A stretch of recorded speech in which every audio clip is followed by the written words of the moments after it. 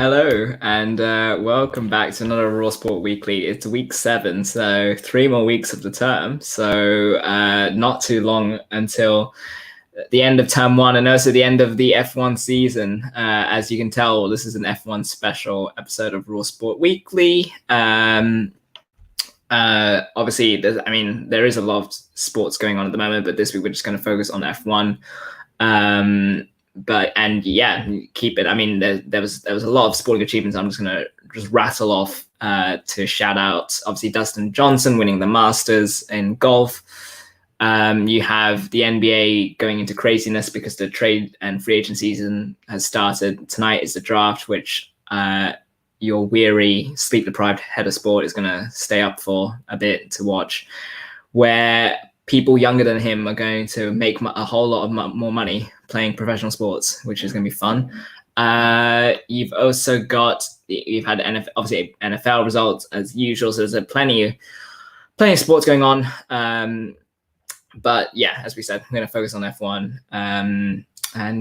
So few things to note. Video description, like the video, subscribe to the video, subscribe to the channel. I messed this up already. And follow our social media stuff down below. Quick few things to plug. Last week we talked to the Warwick Wolves, learned a bit more about their season, learned more about their guilty pleasure movies, which, well, there were some interesting choices. Learned a lot about them, so go check that out. And we also had a Corn stream on Saturday. And and also last chance, because Friday the application window to become a sports department deputy shuts. So if you are watching and you want to be part of this team, get involved, apply, because Friday 7 p.m. I think I will stop taking applications and then kind of start talking to those who have applied and then sort of go from there. So so that's all the things going on with Raw and Raw Sport. Don't forget, Raw has started the second half of term 1 schedule. So obviously you can listen to a lot of the shows are on air, as well as on the YouTube channels and social media stuff. So do keep an eye out for those. So with that, I've probably waffled on way too long. Let's bring on, talking about deputy applications. Let's bring on someone who has been a deputy of the sports department for a while and knows all the ins and outs. It's the equally sleep deprived Joe Spagnoli. Joe, how are you? I'm good. As you say, very, very sleep deprived. Only just got out of bed. One thing you didn't mention, Josh, massive shout out to Joan Mir winning his first MotoGP title. That's been my new obsession over lockdown. Woo. Suzuki getting their first championship in God knows how long. But yeah, please be a Raw Sports deputy. It's incredibly easy, as I managed to prove for the last couple of years. Yeah, you're just there until the host's internet crashes or until the host can't make it or whatever. Then you just slide into that host chair seamlessly and then go back to being the expert guest again. Yeah, I mean, and Kylan Stillwood, our former head of sport, was absent so often. It's also a great presenting opportunity. I think I covered like 4 Super Saturdays over the course of about 20 weeks. Josh was there for most of them. Let's not shame our former heads of sport. We love Kylan. We wish Kylan's on a year abroad. We wish him. He's having a great time. I hope wherever he is. Granada. Oh wow. Okay. Yes. Then he probably is having a great time. And then let's bring on. I feel like this has become like an ESPN debate show here, where I am. It's like First Take, where I am the host, and then I have one panelist on one side, and then here comes the other one on the other side. We've got Eleanor Burgess back with us right here. Eleanor, how are you? I'm good, thank you. I feel like I've got the most sleep. I'm feeling good. It's not usually a position I'm in, but yeah. Get ready to carry the stream, Eleanor. Feels good. I feel quite smug actually. Feels nice. Oh boy. Okay. We'll see. We'll see how we go. Right. I guess we just dive in. Actually, first of all, so before we dive into, we're going to start with the Turkish Grand Prix and then preview the Bahrain Grand Prix for those who want to know what we're going to be talking about. let's start with Saturday, because I was obviously preparing for the Quarren stream, and then I got the notification that Lance Stroll had got pole, and that took me very off guard, and I almost thought something. Not that I thought it was. I know it's not April, but it sort of felt like a weird April Fool's joke to make in November. So I just want to know where you guys, were you watching this live, and two, if not, what were you doing, and what was your reaction to Lance Stroll taking pole? I'll start with Joe. I mean, I was at work and we don't have Wi-Fi up there, so it was only about 4 hours afterwards. I turned data on briefly, and I just got the notification through. I was like, what? I mean, I genuinely thought they'd mixed up the racing points and the Mercedes. Then I saw what the conditions were like. Then I saw, even though it was a great qualifying lap, how it was more due to luck than anything else, I suppose you could say. But yeah, I mean, a great achievement for him. He did have overall a very, very good weekend. It's a shame his race ended up going as downward as it did. Yeah, Eleanor, where were you when you heard about Lance Stroll and his pole? It feels like one of those historic events, like where were you in the moon landing? Yeah, I was really surprised as well, because I think Verstappen the whole weekend, all in the free practices. I didn't actually see the qualifying, but I saw the free practice. He was just dominating, and everyone was kind of being like, oh, Verstappen masterclass in driving in the wet, and then it just went horribly wrong for him, and Stroll managed to cinch it. But I also feel like Stroll's performance in the race actually proved that he did deserve the pole, I think, because until his fatal pit stop, I think he managed to lead I can't remember how many, at least 10 laps. Like, he managed to lead quite a few. A lot more than that, I think. It's I couldn't remember how many laps. Yeah. Can we? I mean, also qualifying was the first kind of first sort of action I saw on the Turkish Grand Prix before the race itself, and I don't know, it just seemed like an ice rink. It was really funny just watching cars spin, and we'll talk about the race in more detail. Some drivers found it more difficult than others and would spin out often at the same corner, like once every 5 laps or so. Yeah, I mean, if either of you haven't seen the highlights of free practice 1 in particular on Friday, it hadn't rained as much, but even so, the track's been recently resurfaced as well. I've got no idea why, but the track was genuinely a skating rink. The cars were drifting through a lot of the medium speed corners. It's great, when we did the track sim last week, we were saying we had no idea what the Turkish Grand Prix was going to be like after all these years. After the race weekend, I still don't know what the Turkish Grand Prix would actually be like for a race weekend. So, yeah, I don't think we're going to get a race like that for a while. It's very rare we get wet races in F1 these days anyway. But yeah, I suspect that's going to be one of the most bonkers weekends that we have for about a season or so. Yes, and for those who don't know, yeah, I've just matched the lighting with everyone, so I'm now in sync with everyone, because the orange light was quite noticeable. So I've now matched up with everyone. I feel like I've leveled up. Yeah, I've just realised I'm completely in the dark, so that's great. Right. Well, now we'll all go in the dark. There you go. Exactly. I love it. I don't know. What did you think when you first saw the cars kind of just skidding around and with what seemed like no grip at times? I think it's interesting because it's obviously I think it's more to do with, as Joe was saying, like the tracks. Like, I remember reading something like F1 told them that they were going to use their track, and they scrambled to get it ready, and so that's why obviously they were doing all the fresh tracks. It reminded me, was it the Imola track that had been resurfaced as well, and the grates and things, and like I think it's just to do with the fact that they weren't expecting to be a track this year on the circuit. So I think that they're just scrambling to get ready, and this is just evidence of how like little preparation that they've had. I think also the weather doesn't help, but I think it's just another factor of COVID, really.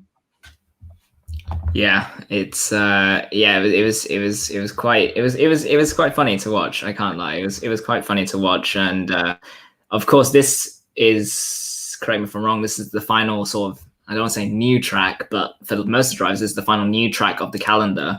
Joe, not including the Bahrain almost oval, which is actually nowhere near an oval, but apart from that, yes.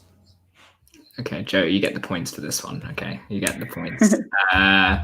Yes, so we will talk about that. We'll probably talk about that in week 9, if I'm not mistaken. It'll coincide with Broad Sport Weekly, so we'll get a chance to kind of differentiate between the two Bahrain Grand Prix. But anyway, back to the weekend, and now we go on to. I mean, were both of you surprised by how well Racing Point did on Saturday before we talk about their Sunday performance? Is Joe frozen? Oh no. I'm not. Oh, I thought you were going to go first. I honestly don't know. I didn't have much of an anticipation for Racing Point going into this weekend. I thought it would be McLaren, as I said last week, who benefited most, like a chassis-dependent track. But again, the moment you saw what it was like in free practice one, everything went out the window. So I honestly don't know. Maybe it's Racing Point just benefiting from how good the Mercedes chassis was last year. But again, let's not forget that they legitimately outpaced Mercedes in qualifying, and by comparison to Bottas, especially in the race, they were significantly better. So I have a feeling it was good strategizing, good setup, and also just being in the right place at the right time, especially Lance Stroll for that pole lap. Yeah. Oh boy, here we go. There we go. Eleanor, were you surprised? I mean, yeah, same question. Were you surprised by Racing Point being the one that stood out from the pack on that Saturday and kind of got themselves into what was almost a 1-2 on the front row? Yeah, no, I think the front row lockout definitely surprised me, because I think that Sergio Perez, I'm not surprised about Sergio Perez because I think that he's been incredible this season. I think it's just such a tragedy he doesn't have a seat for next year. But I was really surprised about Lance Stroll joining him as well. I think that they've kind of been building to this, and they were just able to take advantage of the different conditions. I think it's especially impressive, given obviously Perez has the experience to do that, but given that Lance Stroll is still quite a young driver, I think it's even more impressive. Yes, and speaking of which, like the trendsetter you've just caused the two of us to scramble for lighting, and now we're back. Sorry, now I don't feel as bad as I did at the start. Yeah, no, I was trying to match you. Okay, I realized my desk lamp isn't working because I'm using it for the Wi-Fi network that powers this. So yeah, I had to go back and get the big light, and so did Joe apparently. Here's the race results. I've got the top 10 down here. So what a top 10 this was. Obviously, this looks vastly different from what the qualifying grid was. I mean, we will talk a bit more about Hamilton and what his achievements now. Where does that put him in F1 history? We'll talk about that in a bit. But the race itself, I mean, this was a podium Joe Spagnoli that you'd have got 1 out of 3 right, surely, but not the other 2. Oh yeah, absolutely. I think a lot of us have kind of been getting to the point with Sergio Perez in particular, thinking, is this guy actually ever going to get a podium this year? For the first time in God knows how many seasons, he's actually had a car that at a lot of weekends has the potential to be on the podium, but so many times this year, including at the Emilia-Romagna Grand Prix a couple of weeks ago, Racing Point themselves have just thrown it away with unnecessary pit stops, bad strategy calls, etc. This weekend, especially in the second phase of the race, it looked almost certain that this guy was going to get on the podium because he still seemed to have the pace, relatively speaking, on the Ferraris behind him. As for Sebastian Vettel as well, yeah, he only got that podium because of a mistake into the final complex by Leclerc, but I don't think you'll find many people who don't think Sebastian Vettel deserved that podium. He actually had a really good weekend. His start in particular, we've been praising Giovinazzi making up like six places on the first lap at Imola.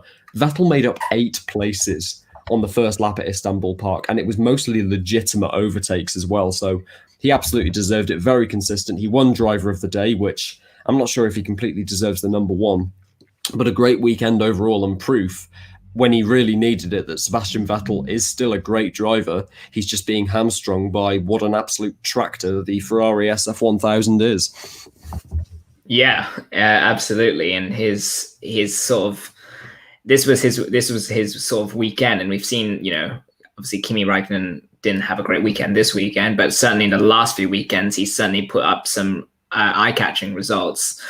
Eleanor, what stands out to you about the front of, again, we'll talk about Hamilton in a sec, but like Perez and Vettel and Leclerc, does anything particularly stand out about those 3 finishing in positions that they ended up finishing in? I think not really Leclerc, because I think he's really impressed this season. Like, he's just been incredibly consistent. And I know there was an article recently about Verstappen versus Leclerc, and whether Leclerc's consistency across the whole season will actually win him more world championships than Verstappen, but obviously that's a different thing. I think that Vettel's podium, as Joe was saying, is so deserved. Like I think everyone was really happy, and it was so nice to see him and Toto Wolff, and like when he was congratulating Hamilton in the end, like it's so nice to see him back in that position, which I feel like he deserves to be in. And I think that it's only when he moves to Aston Martin like next year that we'll get to see if he still deserves to be there. But I think he does. Yeah, it does feel like his 4 championships, right? 4 years of championship glory have sort of been not forgotten, but certainly it feels like a very long time ago. Yes, and Joe, I mean, you've reminded me. I guess week 10, we sort of have to do sort of a season awards special, don't we? At some point, to kind of, I mean, for those that don't know, you've just put Leclerc up for drive of the season, and I'm sure he'll be one of the names that come up for that. And thank you. It's a good show content idea that you've given me, as always.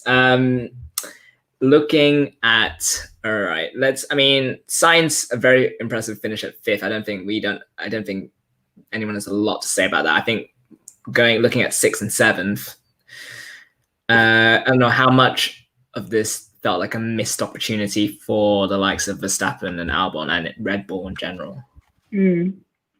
Yeah, I think they definitely had a terrible Grand Prix. I think that Max and Alex had different issues. I think Max's issue is that he was taking it too hard. He wants it so badly that it kind of clouded his judgment. I think we've seen that previous years, that he wants it too badly. And I think that can cloud his judgment, and he can drive with his emotions rather than like thinking clearly. And I think he did so, like when I think he was trying to overtake, it was either Stroll or Perez, and then he tried to go out the inside, or he went on the dirty air, and like it was really wet, and he spun out. And I think that overtakes like that, trying to overtake so quickly because he thought that he deserved pole, was just like an example of why that he didn't do very well. And I think with Albon, I think it's just a shame for him. I think that Red Bull kind of made it worse for him when they refused to pit him early, and then he ended up spinning and losing places as well. Yeah, absolutely. Joe, I mean, for who will this feel like more of a missed opportunity? Because obviously Verstappen he would have, especially after qualifying, he'd have looked at this and gone, this is a potential race win. And obviously, it's not like he could have won the championship, but certainly race win's a race win. Obviously, it's a good another star on your belt, to say the least. And then on the other hand, Albon, we ever since we've been doing this show, we can't stop talking about he is under pressure at the moment. So to whom does this feel like more of a missed opportunity if he had to pick one? In the context of, say, the driver lineup for next year, unquestionably Alexander Albon, this was his first real chance. This after those 2 disastrous races where he'd been given that supposed ultimatum to prove why he deserved to stay at Red Bull next year. He looked on course to have a really good weekend, relatively speaking, qualifying 4th. That's where Red Bull wants him to qualify. Let's ignore the fact he was behind both racing points. And then in the race, he was on course for a legitimate podium rather than, the kind of podium of attrition that he got at the Tuscan GP. But I think in terms of the embarrassing nature of the mistakes, I think Verstappen's is worse. I was just thinking as Eleanor was saying it looked like the first phase of Verstappen's career. I'd say that sort of second half of 2018, after Ricciardo won at Monaco, Verstappen, it's almost like he began to emphasize his pace a little bit less and focus more on consistency, more on his racecraft, making fewer mistakes, certainly not crashing to the extent that he did in his early career.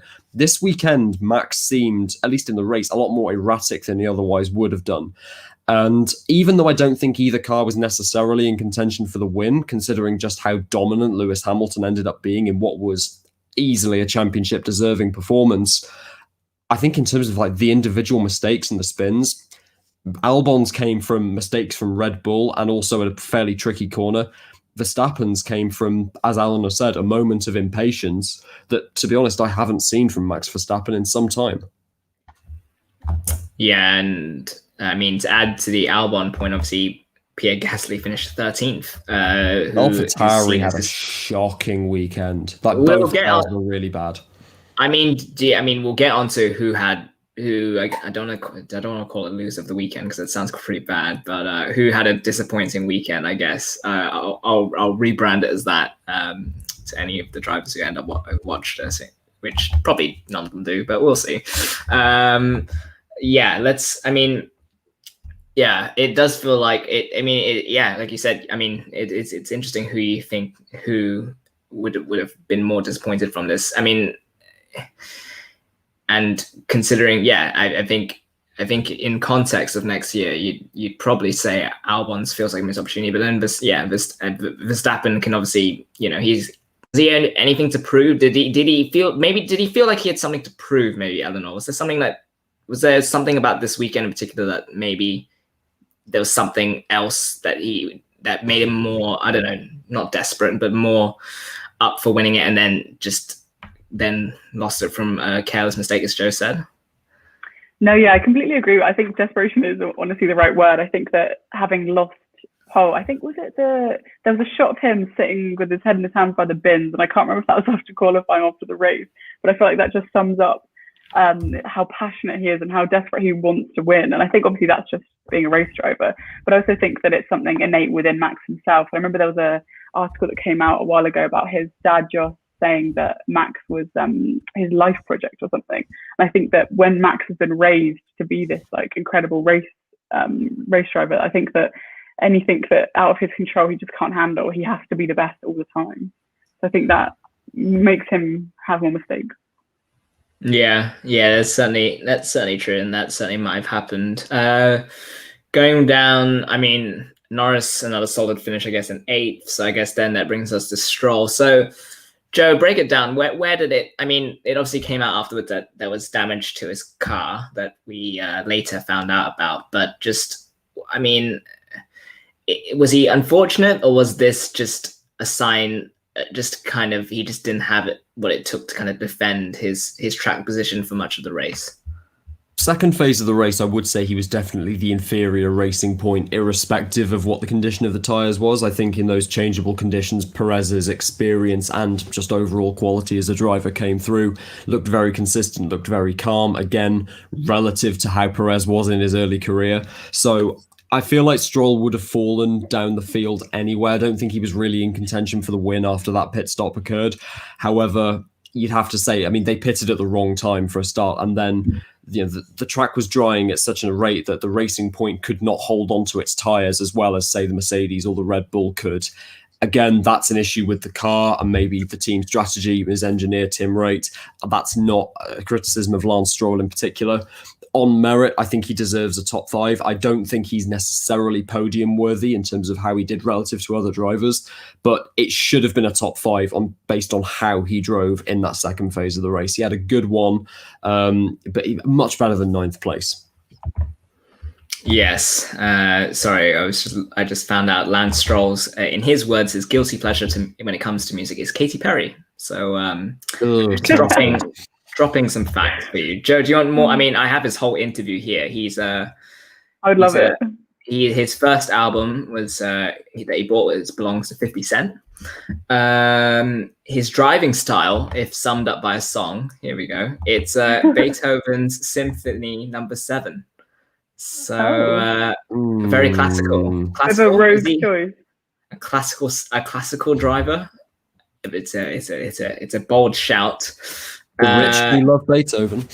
Yes, exactly. Let's have a look. For those that don't know, the F1 team get their drivers to put together playlists. So I'm trying to have a look at said playlist at the moment. It's a from what I can tell, maybe I can share my screen.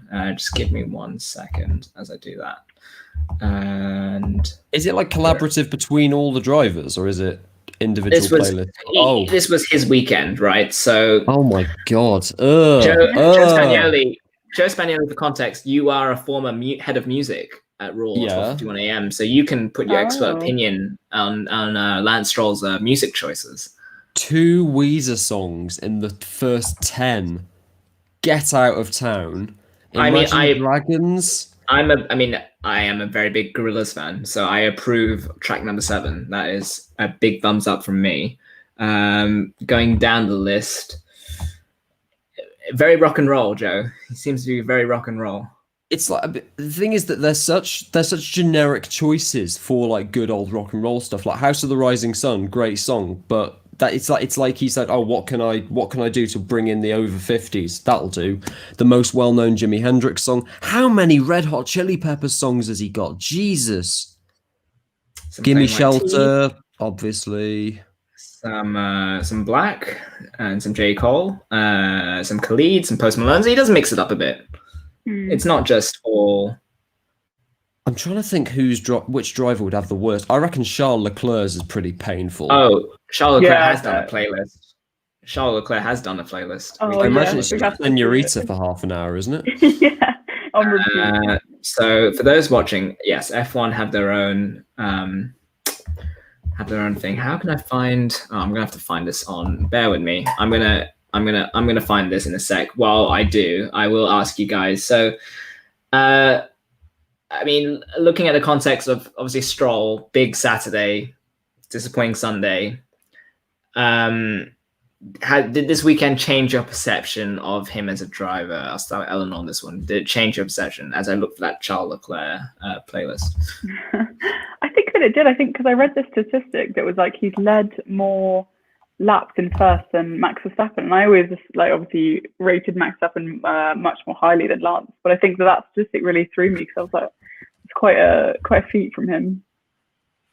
Yeah, Joe, did it change your perception of Charles Leclerc? Not Charles Leclerc, Lance Stroll. Charles Leclerc? No, I mean, Charles Leclerc's mistake at the last corner hasn't changed any opinion I have of him. And with Lance Stroll, I think what I've always thought about him is he's clearly got the pace. It's like when he was in Formula 3, he dominated the championship over some very impressive drivers back at Prema. And we've always seen that Stroll has the ability to do this. Even that podium at Baku in the rubbish Williams a few years ago was partly on merit. So, you know, I know he's got the pace. In the end, it was more racecraft and strategizing that let him down. The surprise in terms of getting the pole in qualifying, again, it's partly due to timing and like the track drying up at certain areas. That's what explains the massive differences in time when you go down the grid. So it didn't really change my opinion of him so much. What has overall is just this season as a whole. I think with the exception of the COVID hangover in the last few weeks, Lance Stroll has been, I mean, it's comfortably his best season in Formula One. His racecraft's definitely the best it's ever been. He's more consistent than he used to be back at Williams. And I don't think there's any doubt now that he is a Formula One worthy driver. Going into this season, obviously as a pay driver, he'd be one of the ones that he was one of the ones that people most wanted off the grid in terms of racing ability. I don't see too many people now calling for Stroll to get the sack because Latifi's taken that position now. Just from one Canadian driver to another, baton passes, and just like that. I mean, there's not much to add. I guess he had a very eventful weekend, and looking at number 10, my boy Daniel Ricciardo finished 10th, which is we'll take it. We'll take it. It's a solid point. It's not as high as maybe we would have hoped, especially as he qualified 5th, didn't he? So could have gone for higher, but it happens. Does anyone want a quick word on Valtteri Bottas in 14th? Does anyone want to discuss his performance? Joe, you look like, is this a rant? I sense a rant. It's not a rant. I'm going to control. Shocking weekend. Just there's no other word for it. Just how many times did he spin around? 4 times, I think, over the course of the race. Like Hamilton didn't make a single mistake. I know it's partly circumstantial, and the conditions were dreadful, but that's the difference between Lewis Hamilton and Valtteri Bottas.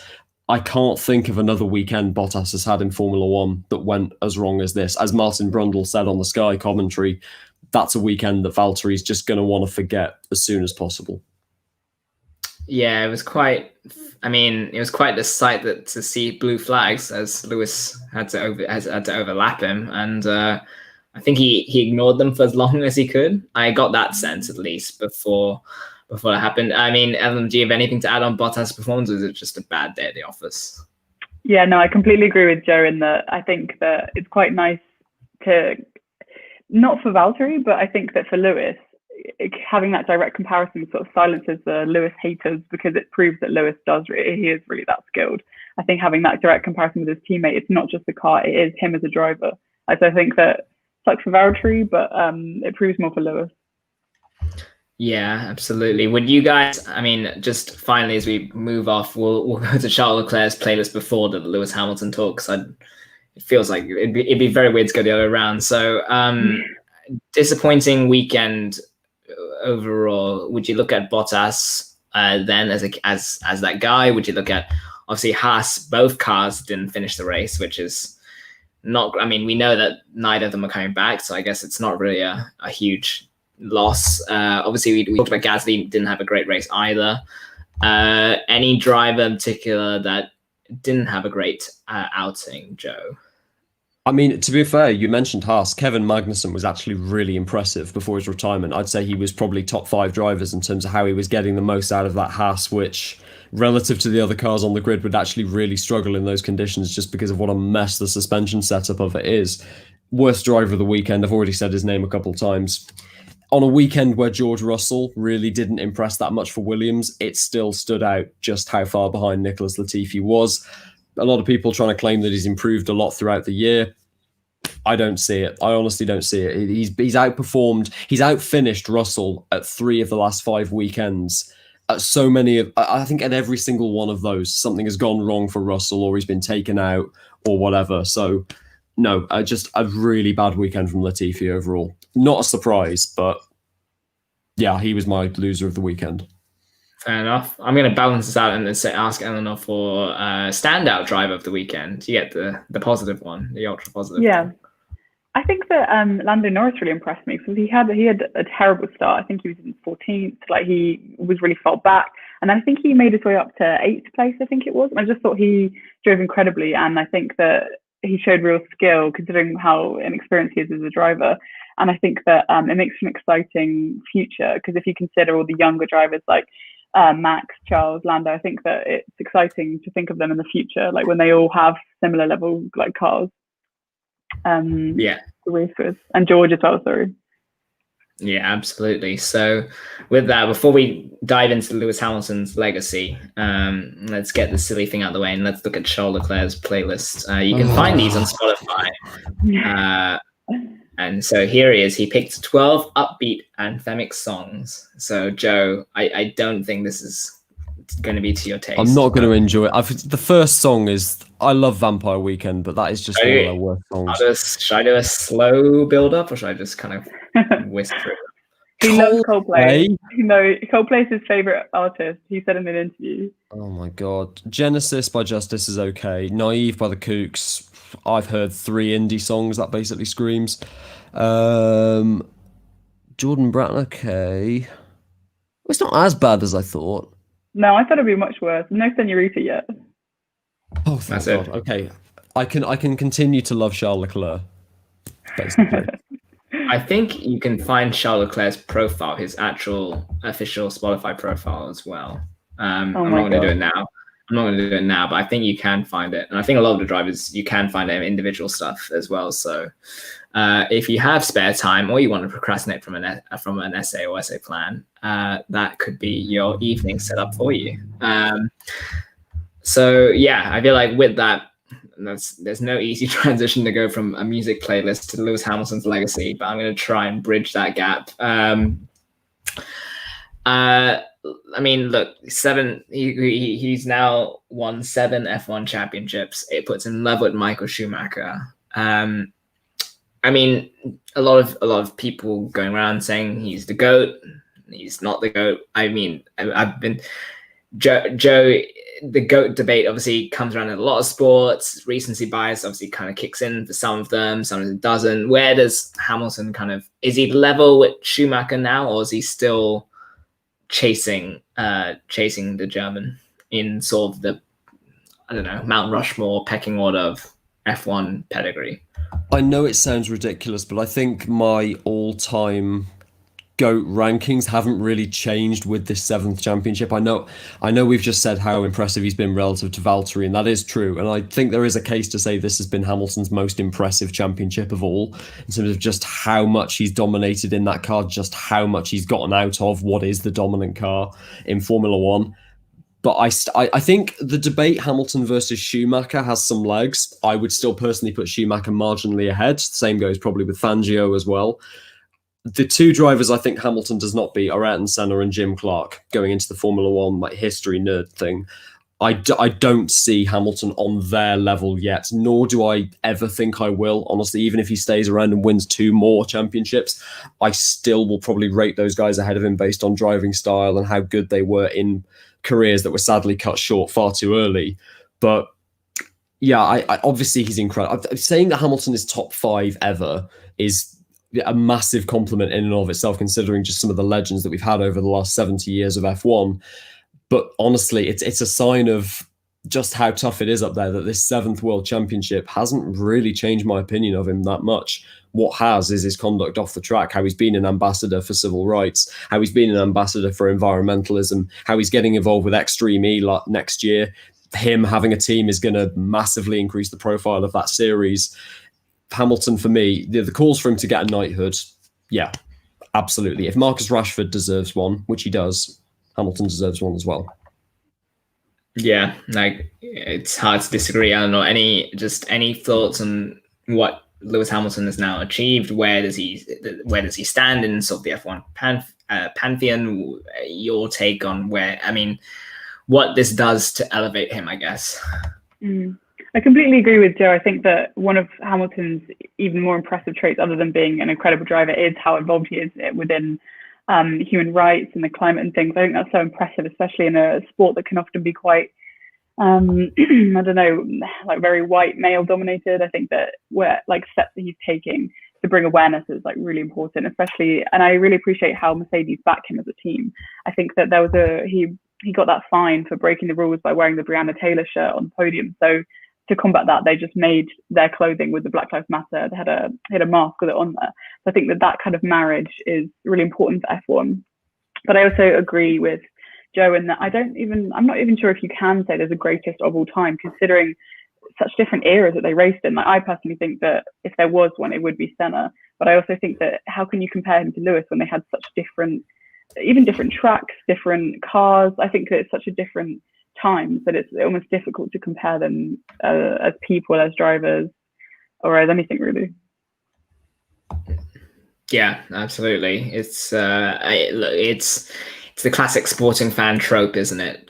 Like just trying to find the greatest of all time, or regardless of era and stuff like that. And that's certainly been the discourse, at least from this weekend. So yeah, I can't agree with you guys more on that. What I do want to ask is, where does the Hamilton Toto Wolff combo? It does feel like a step above the Alonso Briatore combo. It feels like a step above. It does feel like the best modern pairing of driver and executive. And I say executive, like Toto Wolff isn't an engineer by all means. He is an executive. He's not the man primarily in charge of strategy. He kind of just coordinates everything. So Joe, where's this? I mean, obviously Mercedes have won the Constructors' Championship, so there's no need to kind of dive full into that. But where does Toto Wolff kind of stand with, the both of them coming out into the end of their current contract? Where does this pairing stand for you?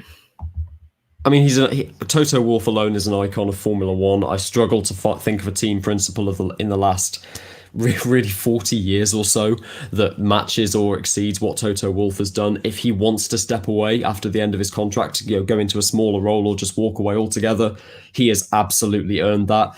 I think in terms of pairings, the one I was immediately thinking of is Jean Todt at Ferrari and Michael Schumacher, but that was far more of an alliance. I believe it was either 3 or 4 members of personnel at Ferrari, where if one of them was to go, all of them would. Ross Brawn as engineer, I think Hamilton's race engineer as well.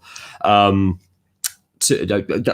was like an alliance between all of those, and if one of them left, they all would go. So it's not really fair to see that as a pairing.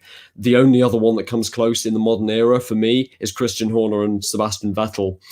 And they are nowhere near the Toto Wolff Lewis Hamilton combination. They have built an absolutely dominant team here on the late Niki Lauda's guidance.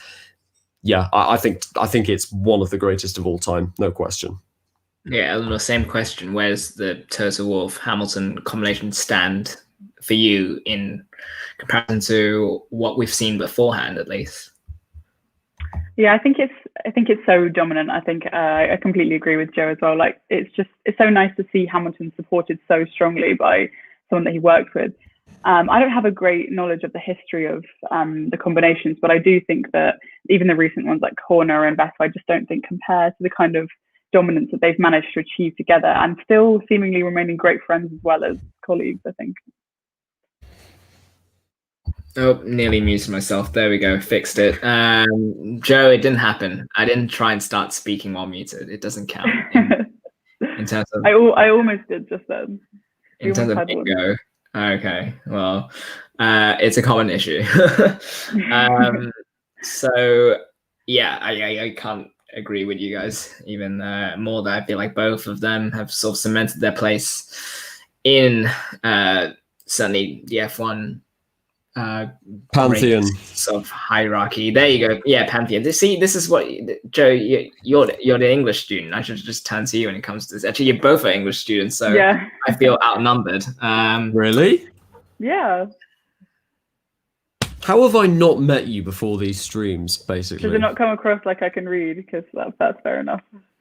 But Josh is Josh supposed to be the illiterate one relative to us or something? Look, I can't remember what Josh studies. To study history and politics, you just sprout out whatever works for your argument. It doesn't have to make sense. It doesn't have to make grammatic sense. You just sprout whatever. To those who are doing history and politics, we're doing the right one. Trust me. Hispol is the basic option. Everyone I know does Hispol. Okay. Let's pipe down here before we get too deep on this. I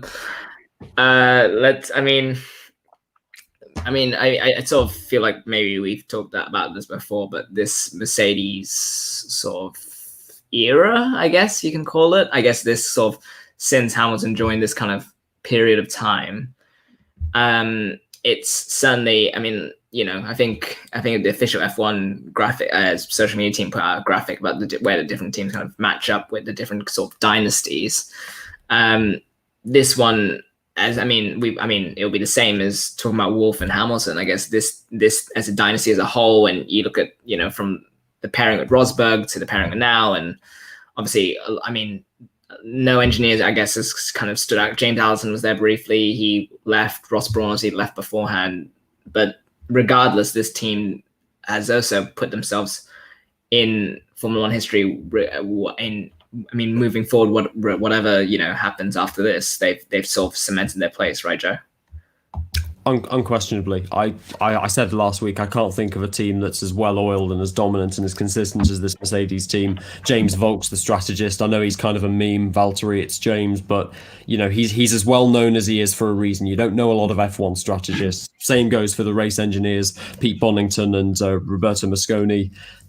I'm out of words for how good this Mercedes team is going to be. I think even relative to like Ferrari in the early 2000s, and how they've adapted to rule changes in a way that Ferrari famously failed to do when 2005 came around.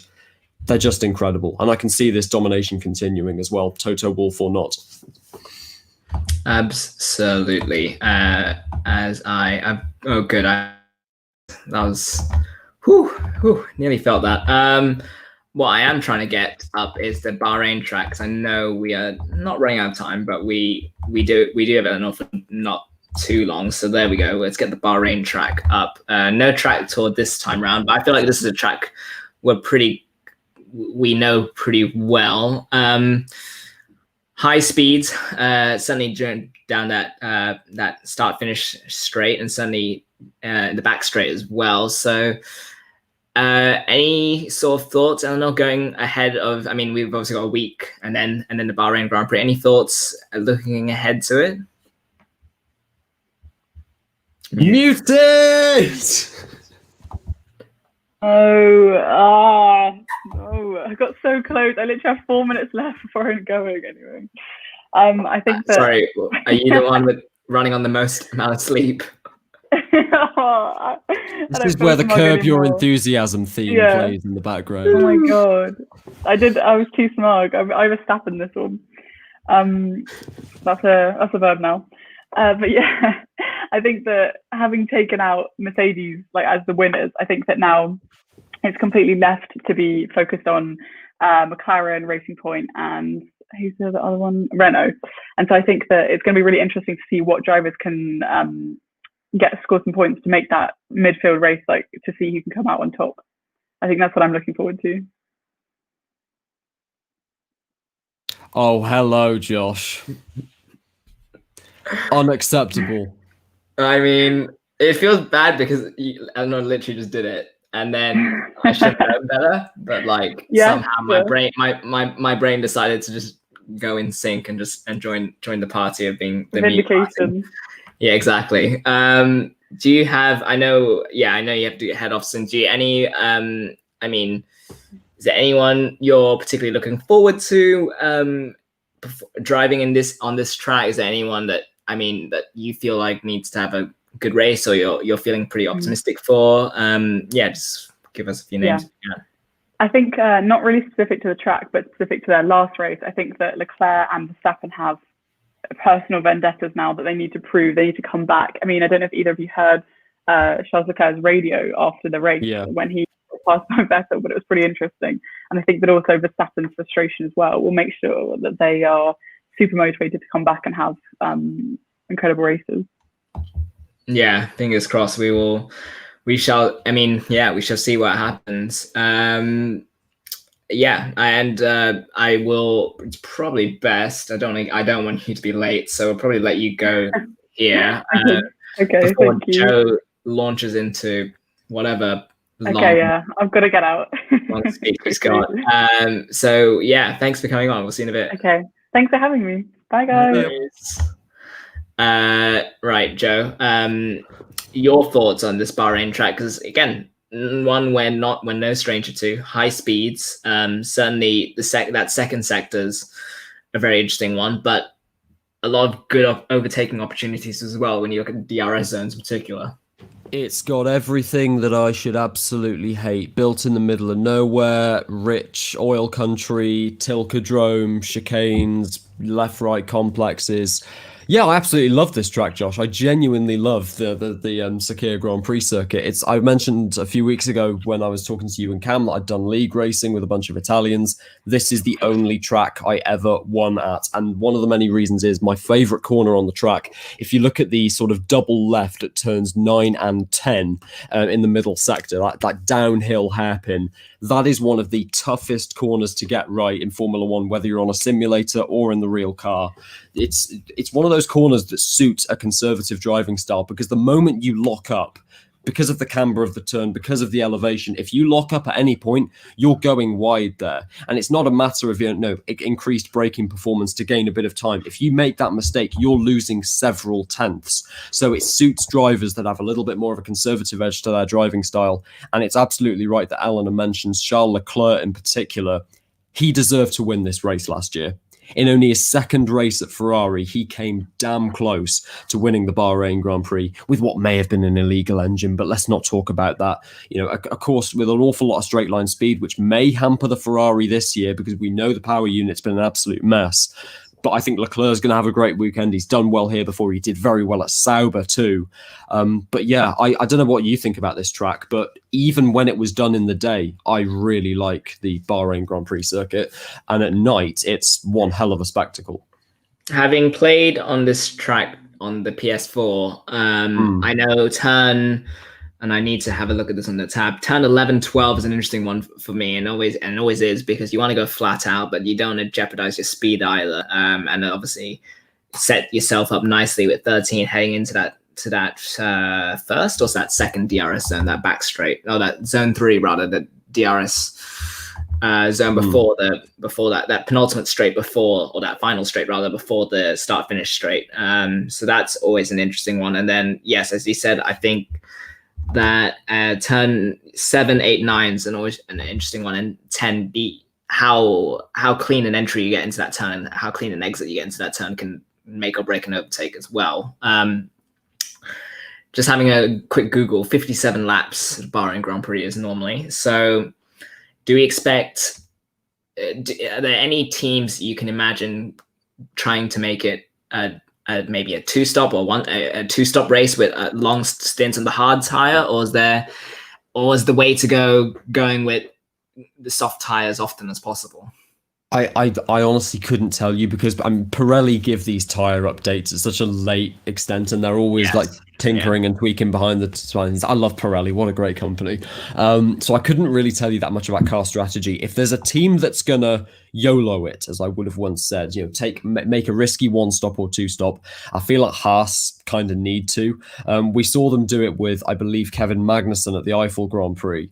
At the Emilia-Romagna Grand Prix, and it very nearly paid off very well for them. So I can see them doing something similar here, considering the myriad of issues they have with that car. I would be interested to see, now you've mentioned it, what that midfield battle, but to be best of the rest, Formula 1.5, Renault, McLaren, Racing Point, are one of those teams, or more specifically one of those drivers, going to be put on an alternative strategy for this weekend? If I was McLaren, I see no reason why you would put Lando Norris and Carlos Sainz on the same strategy. For me, I believe Sainz is the far superior driver, obviously. But for me, if you were to put Lando Norris on an alternative strategy, I think that would make an awful lot of sense. Let's put the standings up for those who don't know them. So number 3 at third place, you have Racing Point on 154. At fourth, you have McLaren on 149 and Renault 136, and even Ferrari 130. So there are 4 teams vying it out at the moment. You already screwed up your face at the mention. Was it Ferrari? Ferrari, I don't think they're going to be in contention. Right. It was a bit of a freak weekend in Turkey. They have improved. They're nowhere near as bad as they were back at Spa, when they were probably the 8th fastest car on the grid. But for me, I feel like Renault may have blown their chance. An awful lot of momentum kind of going away. But I think McLaren, I still, Racing Point just throw it away too much. It's so weird for a team that have overperformed for so many years. They've made so many silly mistakes this year. I just think McLaren, Andreas Seidl and Zach Brown leadership, and 2 really good drivers, I reckon they're going to get it. Interesting, because I lean towards Racing Point just purely because of the Mercedes power engine, and we know how well it does on tracks that are more straights than corners. So interesting. We will see. I do back. So I think Sergio Perez will back up. I mean, do I expect him to get another podium? Not necessarily, but I do expect him to get another top 6 sort of finish. Yeah, 2 of Perez's most notable races have been in Bahrain as well. There was the 2014 race where he got the podium for that, what was then Force India. Very, very impressive race, a genuinely merited podium. And also the race in 2013 when he was Jenson Button's teammate. It was a race kind of remembered for all the wrong reasons, but the extent to which he was racing Jenson Button on track, despite McLaren telling him not to, and upsetting the Apple car. I reckon that race alone is why he got dropped for 2014 and Kevin Magnussen came in. But yeah, Perez has form here. And after a really, really good weekend in Turkey, if there's going to be a driver that's going to catapult Racing Point into 3rd and establish themselves as the 3rd best car on the grid, it's going to be Sergio Perez. How typical that he's not driving for them next year. Well, I mean, you look at the drivers' standings. It is, and I know we only have 4th to 7th, but at least 4th to 6th. And, who knows, a good driver from Sainz could easily push him into that tier. But at the moment, we're looking at Perez on 100 points. We're looking at Leclerc 97. We're looking at, I think it's Ricciardo 96. I'm just waiting for that ticker to spin around again. It's, again, incredibly close. And yeah, you'd say the midfield battle is the one that's going to be the most hotly contested. Is there a driver that isn't on the ticker that could elevate themselves into the sort of conversation for 4th placed driver standing driver, or are the contenders on the ticker at the moment? I think 4th is a bit of a stretch with only 3 races to go. We're not playing with double points at Abu Dhabi either, I don't think. So even Carlos Sainz, who has been amazing recently and has turned over that incredibly unlucky start to the season, he's finally overhauled Lando Norris, and deservedly so, in the point standings. But I think he's too far away to really be in contention for it. Obviously, Alexander Albon should be in this position, considering the car he's in. Let's not even go there. I just, all I will say is that if Charles Leclerc is able to get 4th in the championship in that car, driver of the season, no question. Interesting. We will see, if if we get a consensus driver of the season come week 10, because I feel like it will be a very hotly contested award to give out. But yeah, I think that, looking at, kind of sort of wrapping this up with final sort of predictions race-wise, similar question I asked Eleanor before she went, is Charles Leclerc the driver to watch out for in Bahrain if you're looking at that field and looking at drivers who could, I wouldn't say surprise because we know what Charles Leclerc can do, but I guess pull off a result that maybe people wouldn't expect on this track. On a track that's built that way, it's going to hinder Ferrari an awful lot. So I wouldn't be surprised if Charles Leclerc didn't make it into Q3, if he did a Vettel and went out in the first couple of qualifying sessions. In the race, obviously, that's a different story. If we're talking about drivers that are carrying their teams this year, Charles Leclerc and Ferrari, there is no better example. So, yeah, you've got to keep an eye on him. He's just had such an incredible season. Just how many low-key masterclasses he's put on this year, like at Portugal, where he's damn near perfect. Aside from him, obviously, I'm going to be looking at Carlos Sainz. You need to look at both AlphaTauri, see how they bounce back from a really bad weekend where, by the looks of things, it was the car that let them down.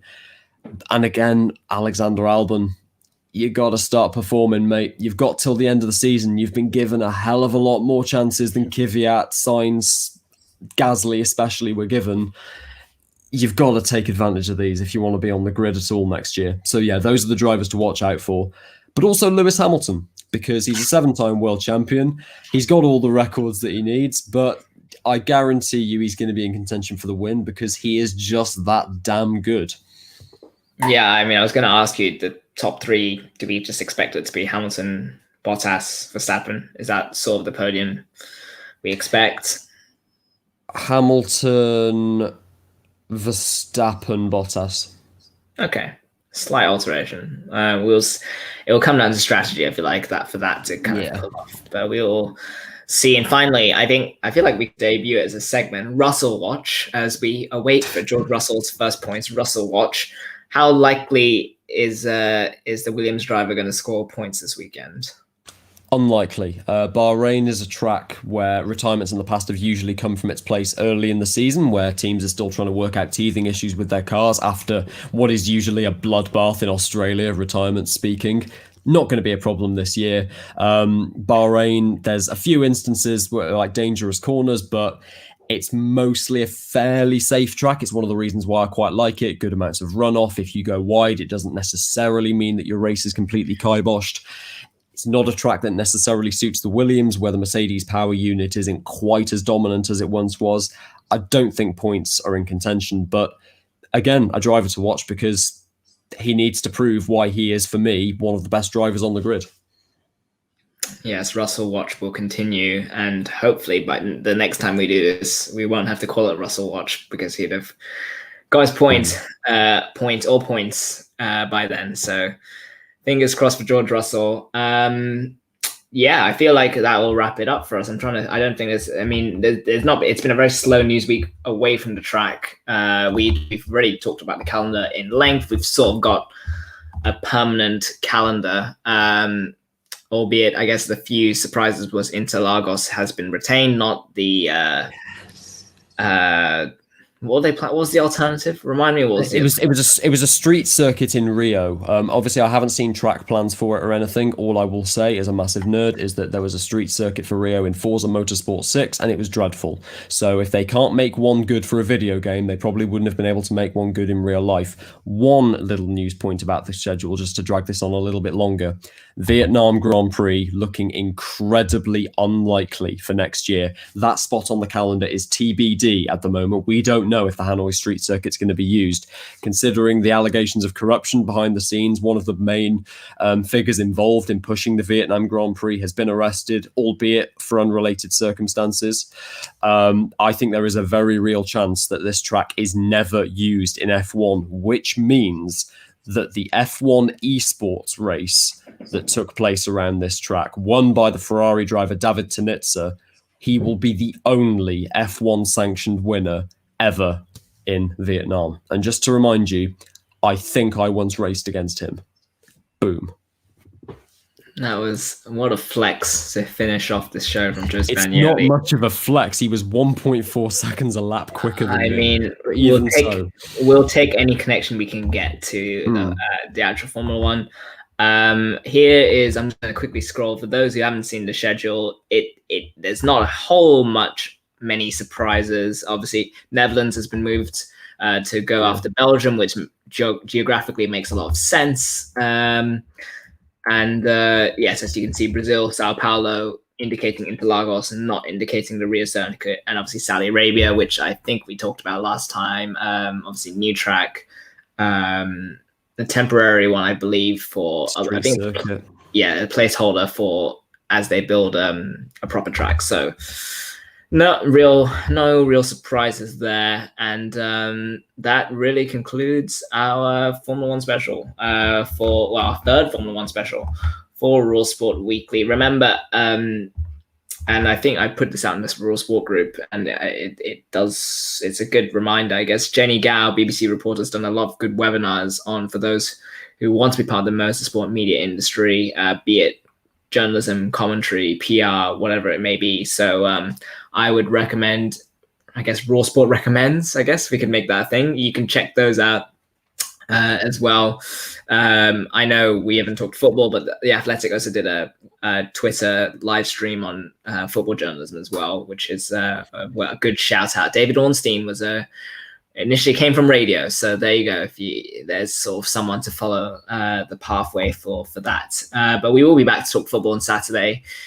International break, obviously England, Belgium tonight. We will discuss the outcome, whatever fallout, or not Belgium, rather Iceland. Apologies. England already lost to Belgium, so we will discuss that and whatever fallout / result happens tonight against Iceland.